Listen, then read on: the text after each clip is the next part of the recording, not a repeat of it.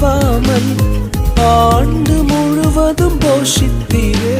உம் பிள்ளைகளை மறவாமல் ஆண்டு முழுவதும் போஷித்தீரே. குறைவுகளை கிறிஸ்துவுக்குள் மகிமையில் நிறைவாக்கி நடத்தினீரே.